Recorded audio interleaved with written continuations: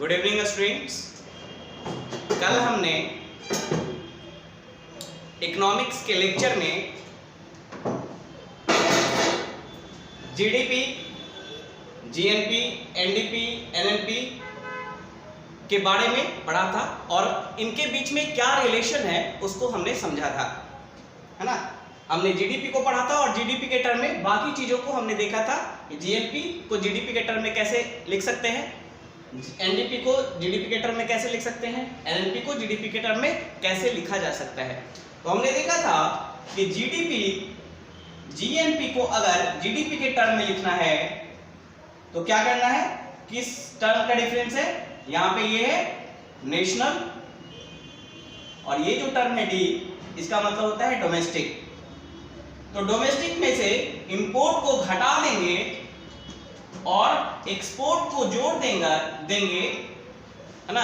अगर जोड़ दिया जाएगा, इंपोर्ट को घटा दिया जाएगा और एक्सपोर्ट को जोड़ दिया जाएगा डोमेस्टिक में से, तो वो निकल जाएगा नेशनल। यानी जीडीपी में से इंपोर्ट को घटा देंगे, एक्सपोर्ट को जोड़ देंगे, तो वो निकल जाएगा जीएनपी, ग्रॉस नेशनल प्रोडक्ट। उसी तरह हमने देखा था एनडीपी इक्वल टू जीडीपी। यहां पे क्या डिफरेंस है, ग्रॉस एंड नेट का, ग्रॉस एंड नेट का। जिन लोगों ने मेरा प्रीवियस लेक्चर नहीं देखा वो प्लीज जाकर यूट्यूब पे, है ना, मेरा प्रीवियस लेक्चर देख सकते हैं, तभी ये लेक्चर आपको समझ में आएगा, है ना। तो एनडीपी क्या था, जीडीपी और एनडीपी में क्या डिफरेंस है, एनडीपी में जो एन है वो है नेट और जीडीपी में जो जी है वो है ग्रॉस। इन दोनों का डिफरेंस है। तो नेट को कैसे प्राप्त करते हैं, ग्रॉस में से जब डेप्रिसिएशन को घटा देते हैं, डेप्रिसिएशन को घटा देते हैं तो नेट मिलता है। यानी जीडीपी में डेप्रिसिएशन को जब घटा देंगे तो हमें एनडीपी मिलेगा, यानी नेट डोमेस्टिक प्रोडक्ट मिलेगा, है ना। तो ये रिलेशन हमेशा आपको याद रखना है कि डोमेस्टिक से हम नेशनल को कैसे प्राप्त कर सकते हैं, ग्रॉस से हम नेट को कैसे प्राप्त कर सकते हैं। तो आपको सारी चीजें समझ में आ जाएगी, है ना। डेप्रिसिएशन क्या होता है, वियर और टियर में जो खर्च होता है उसे डेप्रिसिएशन कहते हैं, है ना। जो उसकी वैल्यू कम जाती है उसको डेप्रिसिएशन कहते हैं। जैसे आपने बाइक खरीदा 2023 में, 2025 तक उसकी वैल्यू कम हो जाएगी, है ना, उसकी वैल्यू, मार्केट वैल्यू कम हो जाएगी और हर साल के दर से जितनी वैल्यू कम हो रही है उसको जब घटाते हैं जीडीपी में तो वो निकलता है एनडीपी, नेट डोमेस्टिक प्रोडक्ट। तो जितनी भी वस्तुओं और सेवाओं का प्रोडक्शन हुआ है उसमें वैसी वस्तुएं, वैसे गुड्स एंड सर्विसेज जिसकी वैल्यू साल दर साल कम होते जा रही है, वैसे वस्तुओं का पर ईयर कितनी वैल्यू कम हो रही है वो निकालेंगे और टोटल डेप्रिसिएशन को जब घटा देंगे जीडीपी में से तो एनडीपी निकल जाएगा। तो GDP gross domestic product, gross national product, net domestic product और लास्ट में है एनएनपी। देखिए एनएनपी और जीडीपी में क्या रिलेशन है, एनएनपी में दोनों ही चीजें चेंज है, ग्रॉस की जगह पे नेट है और डोमेस्टिक की जगह पे नेशनल है। तो पहले डोमेस्टिक से नेशनल कैसे बनाते हैं, इंपोर्ट को घटाते हैं और एक्सपोर्ट को ऐड करते हैं, तो ये निकल जाएगा डोमेस्टिक से हम नेशनल प्राप्त कर लेंगे। अब हमें ग्रॉस से नेट प्राप्त करना है क्योंकि दोनों चीजें हैं यहाँ पे, तो उसके लिए डेप्रिसिएशन को घटाना होगा, डेप्रिसिएशन को घटाना होगा। तो ये जो फाइनल टर्म मिलेगा हमें वो एनएनपी मिलेगा और एनएनपी एट फैक्टर कॉस्ट को ही जनरली नेशनल इनकम कहा जाता है। वैसे तो नेशनल इनकम इन सारे तरीकों से निकाला जा सकता है, लेकिन एक जो जनरल टर्म है नेशनल इनकम का वो है एनएनपी एट फैक्टर कॉस्ट। मैंने कल बताया था पिछले लेक्चर में कि चाहे वो जीडीपी हो, चाहे जीएनपी हो, चाहे एनडीपी हो, चाहे एनएनपी हो, इन सारे को दो कॉस्ट पे निकाल सकते हैं, है ना। जीडीपी क्या था, किसी बाउंड्री, ज्योग्राफिकल बाउंड्री के अंदर एक साल में जितने गुड्स एंड सर्विसेज का प्रोडक्शन हुआ है उसकी फाइनल वैल्यू। अब वो जो फाइनल वैल्यू निकाल रहे हैं वो किस कॉस्ट पे निकाल रहे हैं, तो वो दो कॉस्ट पे निकाल सकते हैं, एक फैक्टर कॉस्ट, दूसरा मार्केट प्राइस। फैक्टर कॉस्ट और मार्केट प्राइस दोनों में मैंने कल डिफरेंस बताया था आपको। जैसे अगर जीडीपी लेकर चलें तो जीडीपी फैक्टर कॉस्ट पे भी निकल सकता है और जीडीपी मार्केट प्राइस पे भी निकल सकता है। उसी तरह जीएनपी, एनडीपी, एनएनपी सब फैक्टर कॉस्ट पे भी निकल सकते हैं, मार्केट प्राइस पे भी निकाला जा सकता है। फैक्टर कॉस्ट क्या है, जो फैक्टर ऑफ प्रोडक्शन है, चार फैक्टर्स ऑफ प्रोडक्शन होते हैं, land, labour, capital and entrepreneurship, यानी उद्यमिता। लैंड पे क्या खर्च होता है? रेंट। लेबर पे क्या खर्च होता है? वेजेस देने पड़ते हैं। कैपिटल के लिए इंटरेस्ट देना पड़ता है। कैपिटल मतलब जो लोन लेते हैं आप, इंटरेस्ट देना पड़ता है। और एंटरप्रेन्योरशिप को क्या चाहिए? प्रॉफिट। तो इन सारी चीजों पे जो खर्च हो रहा है, रेंट, वेजेस, इंटरेस्ट और प्रॉफिट पे जो खर्च हो रहा है, जो कॉस्ट बन रहा है, उसे ही कहेंगे फैक्टर कॉस्ट। और उस फैक्टर कॉस्ट पे जो गुड्स एंड सर्विसेज का जो वैल्यू, फाइनल वैल्यू निकालेंगे, तो उसे कहेंगे जीडीपी एट फैक्टर कॉस्ट, या GNP at factor cost, NDP at factor cost, या NNP at factor cost, at factor cost, है ना। तो ये होता है फैक्टर कॉस्ट, यानी इन सारी चीजों में जो भी खर्च हुआ, उन सारे वैल्यूज को, जैसे आपने एक पेन प्रोड्यूस किया, उस पेन में आपने रेंट कितना दिया, वेजेस कितना दिया, इंटरेस्ट कितना दिया, उसमें जो लोन लिया, और उसमें प्रॉफिट कितना बनाया, ये सारे मिला के फैक्टर कॉस्ट। तो वो पेन की जो फाइनल वैल्यू हो जाएगी, वो बोलेंगे पेन की फाइनल वैल्यू फैक्टर कॉस्ट पे। मार्केट प्राइस कैसे निकालते हैं? जब फैक्टर कॉस्ट में, अब देखिए मार्केट प्राइस कैसे निकलता है। Market price equal two factor cost plus indirect taxes minus subsidies, minus subsidy. Market price कैसे निकलेगा? जब फैक्टर कॉस्ट में, जो फैक्टर कॉस्ट, जो फैक्टर लगा है ना, जो मूल्य जो लगा, लागत मूल्य, उसमें जब इनडायरेक्ट टैक्सेस को जोड़ देते हैं, इनडायरेक्ट टैक्सेस जैसे जीएसटी हुआ, सेल टैक्स हुआ, कोई भी वस्तु हम प्रोड्यूस करते हैं तो उस पर टैक्स देना पड़ता है गवर्नमेंट को, जीएसटी के रूप में या फिर सेल टैक्स के रूप में, है ना। तो इन सारे टैक्सेस को जब जोड़ देंगे उसके प्राइस में, और मान लीजिए गवर्नमेंट ने कुछ सब्सिडी डिक्लेयर किया है, तो सब्सिडी को जब घटा देंगे तो वो प्राइस क्या होगा? मार्केट प्राइस होगा या मार्केट कॉस्ट होगा, है ना। तो उस प्राइस को क्या कहेंगे? मार्केट प्राइस, है ना। और उस पे जो फाइनल वैल्यू निकलेगी, है ना, गुड्स एंड सर्विसेज का जो फाइनल वैल्यू निकलेगा, उस प्राइस पे, मार्केट प्राइस पे, जब टैक्सेस को जोड़ने और सब्सिडी को घटाने के बाद, तो उसे कहेंगे जीडीपी एट मार्केट प्राइस, या GNP at market price, NDP at market price, NNP at market price. Clear? तो this is the concept of factor cost and market price. अब यहाँ पे एक चीज समझिए, 2015 में इंडियन गवर्नमेंट ने कुछ बदलाव किया। पहले कहीं भी अगर जीडीपी लिखा हुआ है तो उसका मतलब होता था, तो जीडीपी तो दो तरह से हो सकता है, फैक्टर कॉस्ट पे भी हो सकता है और मार्केट प्राइस पे भी हो सकता है। लेकिन अगर 2015 से पहले अगर कहीं जीडीपी लिखा हुआ है तो उसका सिंपल मीनिंग होता था GDP at factor cost, GDP at factor cost, यानी ये बाय डिफॉल्ट था कि जीडीपी का मतलब जीडीपी एट फैक्टर कॉस्ट होगा। लेकिन 2015 के बाद ये चेंज हो गया है। अब अगर कहीं जीडीपी लिखा हुआ रहे तो उसका मतलब होता है GDP at market price, GDP at market price. ये चेंजेस 2015 में है। क्लियर यहां तक मार्केट प्राइस और फैक्टर कॉस्ट का? अब देखिए यहां भी एक और कंसेप्ट है कि फैक्टर कॉस्ट हो, फैक्टर कॉस्ट हो या मार्केट प्राइस हो, ये हम क्या ले रहे हैं? उस जैसे फैक्टर कॉस्ट में उस पे लैंड, लेबर, इंटरेस्ट, प्रॉफिट पे जो खर्च हुआ उसको ले रहे हैं। तो वो जो खर्च हो रहा है, वो जो प्राइस जो खर्च हो रहा है, उस प्राइस को अगर दो तरीकों से निकाल सकते हैं, यानी जो पैसा हमने खर्च किया फैक्टर कॉस्ट में, या फिर इनडायरेक्ट टैक्सेस को जोड़कर या सब्सिडी को घटा के मार्केट प्राइस पे जो वैल्यू आ रहा है, उसको भी दो तरीके से निकाला जा सकता है। एक तो करेंट प्राइस पे, जैसे रेंट पे हमने खर्च किया, वेजेज पे हमने खर्च किया, इंटरेस्ट रेट जो हम दे रहे हैं वो अगर करेंट प्राइस पे लेंगे, मतलब करेंट में जो वैल्यू चल रही है उसको अगर लेंगे तो उसे बोलेंगे करेंट प्राइस। और अगर ये पीछे का कोई प्राइस लेंगे, है ना, पीछे का प्राइस, तो उसे बोलेंगे कांस्टेंट प्राइस, यानी पीछे किसी साल का, है ना। तो 2015 में यानी जो बेस ईयर होता है उसी पे कांस्टेंट प्राइस निकाला जाता है। फॉर एग्जांपल, जैसे आपने एक पेन प्रोड्यूस किया, उस पेन पे जो भी वेजेस या रेंट में या फिर इंटरेस्ट रेट जो भी आपने खर्च किया, अगर वो 2023 के हिसाब से लेंगे तो वो होगा factor cost eight current price.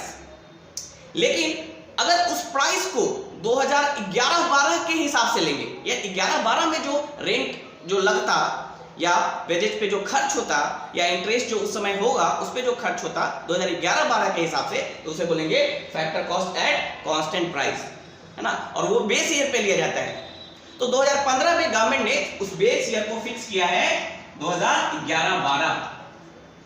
2011-12, इससे पहले ये बेस ईयर था 2004-5।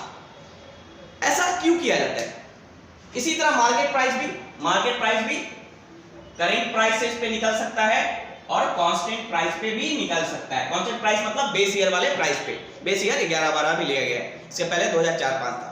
ऐसा इसलिए किया जाता है ताकि जो इन्फ्लेशन के कारण जो रेट बढ़ा है, वेजेज का जो रेट बढ़ा, रेंट का जो रेट बढ़ा, वो किसके कारण? इन्फ्लेशन के कारण जो बढ़ा है उसको इफेक्ट में ना लाया जाए। यानी इन्फ्लेशन के इफेक्ट को हटाने के लिए, है ना, हम क्या करते हैं, कांस्टेंट प्राइस पे वो निकालते हैं। यानी 11-12 के हिसाब से निकालते हैं कि इतने सालों में इन्फ्लेशन के कारण वो दाम बढ़ गया होगा और इसलिए वो वैल्यू ज्यादा दिखा रहा है ना।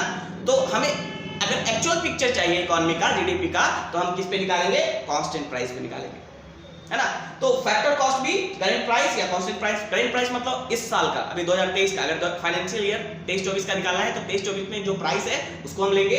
लेकिन अगर कांस्टेंट प्राइस पे निकालेंगे फैक्टर कॉस्ट को तो वो बेस ईयर वाला प्राइस लेंगे। बेस ईयर क्या है अभी? 2011-12, क्योंकि उस साल जो प्राइस होगा वेजेज का या फिर रेंट का या फिर इंटरेस्ट का, उसी प्राइस को लेंगे। क्योंकि इतने सालों में, 10 सालों में क्या हो गया होगा, इन्फ्लेशन के कारण वो सारी चीजें बढ़ गई होंगी, तो रियल पिक्चर नहीं देगा जीडीपी का, है ना। उसी तरह मार्केट प्राइस पे करेंट में भी निकाल सकते हैं, कांस्टेंट में भी निकाला जा सकता है। और यहां पे एक कंसेप्ट आता है जीडीपी डिफ्लेटर का, है ना। तो जो कांस्टेंट प्राइस पे जो जीडीपी निकलता है, कांस्टेंट प्राइस पे जो जीडीपी निकाला जाता है उसे बोलते हैं रियल जीडीपी, रियल जीडीपी। और करेंट प्राइसेस पे जो जीडीपी निकलता है उसे बोलते हैं nominal GDP, nominal GDP. Constant price पे अगर जीडीपी निकाल रहे हैं, जीडीपी करने का मतलब सिर्फ जीडीपी है, मतलब जीडीपी एट मार्केट प्राइस। तो कांस्टेंट प्राइस पे अगर निकाल रहे हैं तो रियल जीडीपी, और करेंट प्राइस पे निकाल रहे हैं तो नॉमिनल जीडीपी, क्योंकि रियल यही है ना। ये तो करेंट प्राइस क्यों बढ़ा है? इन्फ्लेशन के कारण बढ़ गया हुआ दाम, है ना। और इन्हीं दोनों के रेशियो को कहते हैं जीडीपी डिफ्लेटर। जीडीपी डिफ्लेटर क्या होता है? Nominal GDP by real GDP, nominal GDP by real GDP, इसी को कहते हैं जीडीपी डिफ्लेटर। और जीडीपी डिफ्लेटर बताता है हमारा इन्फ्लेशन रेट को, कि कितना इन्फ्लेशन बढ़ा होगा। रियल जीडीपी की अपेक्षा नॉमिनल जीडीपी कितना ज्यादा है, ज्यादा ही होगा ना करेंट में, क्योंकि इन्फ्लेशन के कारण रेट बढ़ गया, उससे जो जीडीपी निकल रहा है वो ज्यादा निकल रहा है, जो एक्चुअल पिक्चर नहीं देता है। रियल जीडीपी हमारी इकोनॉमी का एक्चुअल पिक्चर हमें बताता है। यहां तक क्लियर है? नेक्स्ट जो कंसेप्ट हम लोग यहाँ पे डिस्कस करेंगे, जो 2015 में इंट्रोड्यूस हुआ था, वो था जीवीए का कंसेप्ट, यानी gross value addition. Gross value addition, ये कंसेप्ट 2015 में लाया गया। क्यों लाया गया? मतलब जीवीए के टर्म में भी नेशनल इनकम को एक्सप्रेस किया जा सकता है। आपने देखा होगा जीवीए, है ना, जीवीए निकाला जाता है। तो जीवीए क्यों लाया गया? जीवीए का मतलब है ग्रॉस वैल्यू एडिशन। इसमें क्या करते हैं, इसमें जितने भी गुड्स एंड सर्विसेज प्रोड्यूस हो रहे हैं उसके फाइनल वैल्यू को ना देखकर इंटरमीडिएट लेवल पे, हर लेवल पे उसमें कितना एडिशन हुआ उसको कैलकुलेट करते हैं। जैसे हमने एक ब्रेड बनाया, जब जीडीपी निकालेंगे तो ब्रेड का फाइनल वैल्यू, जो फिनिश्ड प्रोडक्ट ब्रेड बन चुका है उसका फाइनल वैल्यू, उस पे फैक्टर कॉस्ट कितना लगा वो हम कैलकुलेट करेंगे। लेकिन जब जीवीए का कंसेप्ट लेंगे तो वहां क्या करेंगे, हर लेवल पे, इंटरमीडिएट लेवल पे जो वैल्यू एडिशन हुआ उसको कैलकुलेट करेंगे। जैसे सबसे पहले हमने गेहूं लिया होगा, गेहूं से हमने फ्लोर बनाया, है ना, व्हीट से हमने फ्लोर बनाया, तो वहां पे वैल्यू एडिशन जो हुआ, है ना, वहां जो वैल्यू एडिशन हुआ, यानी वहां पे जो खर्च हुआ होगा फैक्टर कॉस्ट पे, वो हम कैलकुलेट करेंगे। फिर उस फ्लोर से हमने क्या किया, उसको फंगस के द्वारा उसको सराया और उस लेवल पे ब्रेड बनाया। तो ब्रेड बनाने में जो वैल्यू एडिशन हुआ, उस लेवल पे क्या खर्च हुआ या उस लेवल पे कितना प्रोड्यूस किया हमने, उसको कैलकुलेट करेंगे और दोनों को जोड़ देंगे तो वो जीवीए देगा। मतलब हर इंटरमीडिएट लेवल पे जो वैल्यू एडिशन हुआ है उसको ऐड कर देंगे तो वो क्या देगा, जीवीए देगा। मतलब फिनिश गुड्स को हम नहीं लेंगे, जो इंटरमीडिएट लेवल पे जो वैल्यू एडिशन हो रहा है, हर लेवल पे कितना हमने प्रोड्यूस किया उसको हम देखेंगे। तो जीवीए भी फैक्टर कॉस्ट पे निकाला जा सकता है। तो जीवीए जो फैक्टर कॉस्ट पे निकालेंगे वो जीडीपी फैक्टर कॉस्ट के बराबर ही होगा, क्योंकि जीडीपी जो फैक्टर कॉस्ट क्या है, हर टोटल फैक्टर कॉस्ट हमने देखा। यहाँ पे क्या कर रहे हैं जीवीए में, हर लेवल पे जो फैक्टर कॉस्ट पे जो खर्च हुआ वो हमने कैलकुलेट किया और उसको ऐड कर दिया। तो जीडीपी फैक्टर कॉस्ट और जीवीए फैक्टर कॉस्ट दोनों सेम ही होगा, क्योंकि फैक्टर कॉस्ट तो सेम ही है ना। तो GDP at factor cost equal to GVA at factor cost, दोनों सेम ही है। क्यों? क्योंकि इंटरमीडिएट लेवल पे, हर लेवल पे आप कितना खर्च हुआ वेजेस में, रेंट में, इंटरेस्ट में, वो कैलकुलेट करें, उसको जोड़े, या फिर फाइनली एक बार जोड़ दे कि कितना रेंट खर्च हुआ, वेज खर्च हुआ, है ना, फाइनल फिनिश गुड्स का, तो दोनों सेम ही आएगा। इसलिए GVA at factor cost equal to GDP at factor cost. लेकिन डिफरेंस कहां पे आता है? डिफरेंस आता है मार्केट प्राइस और बेस प्राइस पे।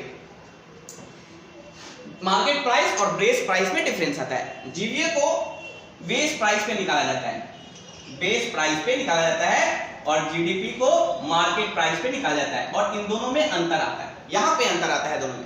कैसे आता है? तो सबसे पहले समझिए कि बेस प्राइस इक्वल टू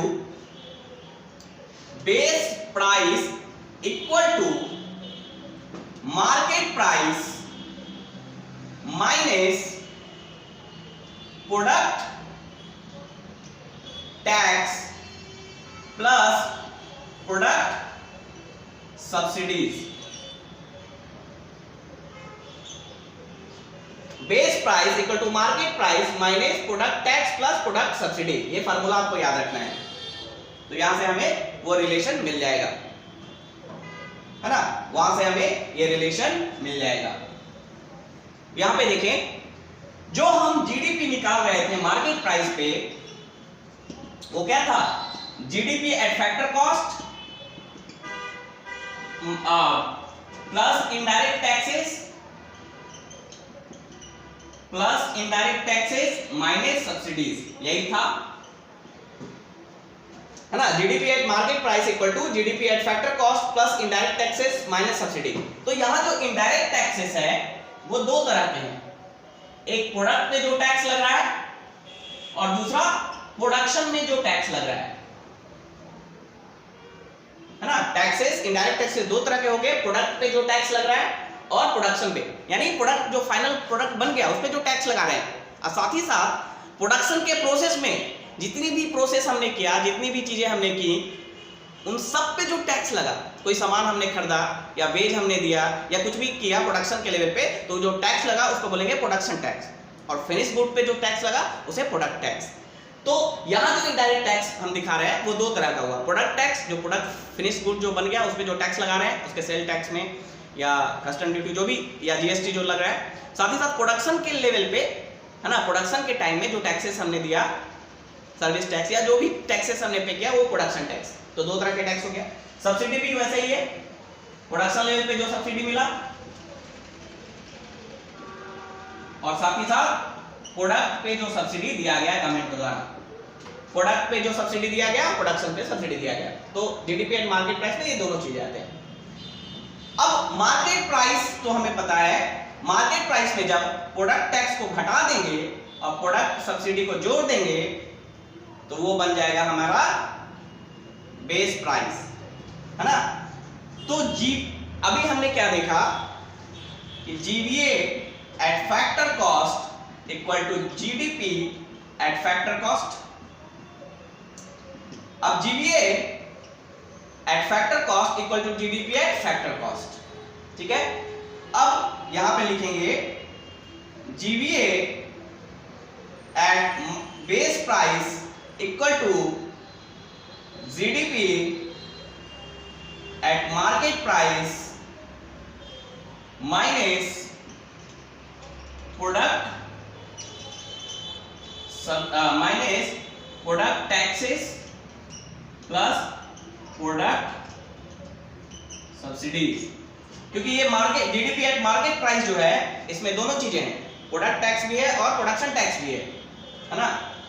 और अगर हमें सिर्फ क्या चाहिए, जीवीए एट बेसिक प्राइस पे हमें सिर्फ प्रोडक्शन की बात करनी है, प्रोडक्ट से हमें मतलब नहीं है, बेसिक प्राइस मतलब क्या होता है, सिर्फ प्रोडक्शन की बात करनी है, प्रोडक्ट से पे क्या टैक्स लगा उसे हमको मतलब नहीं है, हमें इंटरमीडिएट लेवल पे देखना है ना। तो फिनिश जो प्रोडक्ट हुआ, फिनिश प्रोडक्ट था, उस पर क्या टैक्स लगा उसे हमको मतलब नहीं है, यानी प्रोडक्ट टैक्स से हमको मतलब नहीं है, इसलिए प्रोडक्ट टैक्स को हम घटा दे रहे हैं। मार्केट प्राइस से प्रोडक्ट टैक्स को जब घटा दे रहे हैं, क्योंकि हमें प्रोडक्ट टैक्स से मतलब ही नहीं है, हमें इंटरमीडिएट लेवल पे जो प्रोडक्शन के समय जो टैक्सेस लगा उससे मतलब है, तो प्रोडक्ट टैक्स को घटा देंगे। और हमने क्या किया था मार्केट प्राइस में, सब्सिडी को घटाया हुआ था, है ना, जो प्रोडक्ट सब्सिडी था उसको घटाया हुआ था, तो उस प्रोडक्ट से हमको मतलब ही नहीं है, तो उस सब्सिडी को यहाँ पे ऐड कर देंगे तो हमें बेसिक प्राइस मिल जाएगा। तो जीवीए बेसिक प्राइस क्या हो जाएगा, GDP at market price minus product taxes plus product subsidies, है ना, GDP at market price minus product taxes plus product subsidies. Clear, यहां तक क्लियर। अब यहां पे देखिए, यहां पे देखिए GVA at basic price equal to GDP at market price minus product taxes plus product subsidies, क्योंकि प्रोडक्ट से हमें मतलब नहीं है, सिर्फ हमें प्रोडक्शन वाला चीज चाहिए, है ना, इंटरमीडिएट लेवल पे जो हो रहा है वो चाहिए जीवीए निकालते समय। अब हम जीडीपी एट मार्केट प्राइस को क्या लिख सकते हैं, जीडीपी एट फैक्टर कॉस्ट, है ना, GDP at factor cost plus indirect taxes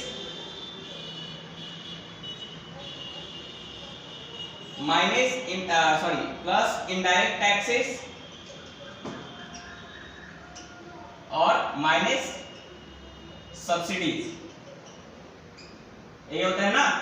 पिछले क्लास में हमने पढ़ा था जीडीपी एट मार्केट प्राइस क्या निकलता है, factor cost plus indirect taxes minus subsidy, और मैंने बताया था कि जीडीपी मार्केट प्राइस में दोनों चीजें होती हैं, तो GDP at factor cost plus indirect taxes, indirect taxes में दोनों है, प्रोडक्ट टैक्स और प्रोडक्शन टैक्स, तो यहां पे प्रोडक्ट टैक्स को माइनस जब कर देंगे,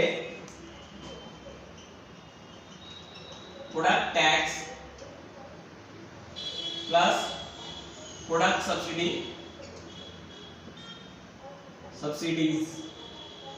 तो यहां क्या करेंगे, इनडायरेक्ट टैक्सेस से प्रोडक्ट टैक्स को माइनस कर देंगे, तो क्या बचेगा, प्रोडक्शन टैक्स। उसी तरह प्रोडक्ट सब्सिडी, टोटल सब्सिडी में से प्रोडक्ट सब्सिडी को माइनस कर देंगे तो प्रोडक्शन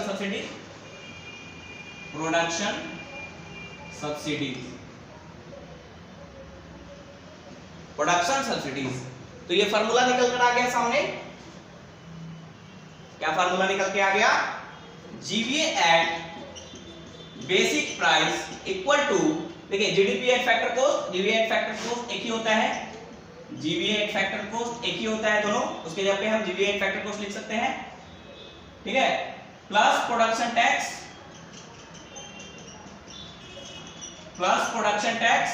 माइनस प्रोडक्शन सब्सिडी, तो ये फाइनल फार्मूला हमें मिल गया, ये फाइनल हमें फार्मूला मिल गया, GVA at basic price equal to GVA at factor cost plus production tax minus production subsidy, ये आपको याद रखना है। फार्मूला क्या है, जो लास्ट में हमें फार्मूला याद रखना है, दो फार्मूले हमें याद रखने हैं, एक तो ये याद रखना है बेसिक प्राइस क्या होता है, market price minus product taxes plus product subsidy, एक फार्मूला याद रखना है GVA at basic price, GDP के टर्म में अगर लिखना है तो GDP at market price minus product tax, यानी प्रोडक्ट से हमें मतलब नहीं है तो माइनस प्रोडक्ट टैक्स और प्लस, क्योंकि वहां पे हमने प्रोडक्ट सब्सिडी घटाया था तो यहां जोड़ना पड़ेगा प्रोडक्ट सब्सिडीज, तो ये फार्मूला याद रखेंगे आप, GVA at basic price equal to GDP at market price minus product tax plus product subsidy, और अगर जीवीए एट बेसिक प्राइस, इसको अगर जीवीए के टर्म में अगर लिखना है तो जीवीए सबसे पहले इसको क्या लिखेंगे, जीडीपी मार्केट प्राइस को कैसे क्या लिखते हैं, GDP factor cost plus indirect taxes और माइनस सब्सिडीज, ठीक है, प्लस वहां से plus product tax, sorry minus product tax plus product subsidies, ये टोटल। अब क्या करना है, इनडायरेक्ट टैक्स में दोनों टैक्सेस हैं, प्रोडक्ट और प्रोडक्शन, प्रोडक्ट टैक्स घट जाएगा तो फिर क्या बचेगा, और जीडीपी एट फैक्टर कॉस्ट मतलब क्या होता है, जीडीपी एट फैक्टर कॉस्ट, दोनों इक्वल है, और ये क्या बचेगा प्लस प्रोडक्शन टैक्स, क्योंकि टोटल टैक्स में से प्रोडक्ट टैक्स घट गया तो प्रोडक्शन टैक्स बचा, और minus production subsidies.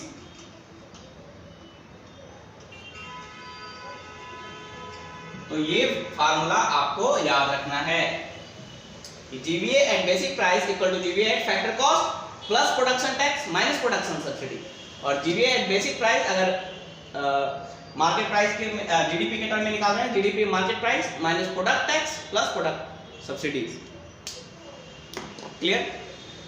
Next class में हम लोग आगे की चीजें देखेंगे। यहाँ पे हमने GVA, GDP, GNP, NDP, NNP के कंसेप्ट को समझा, है ना।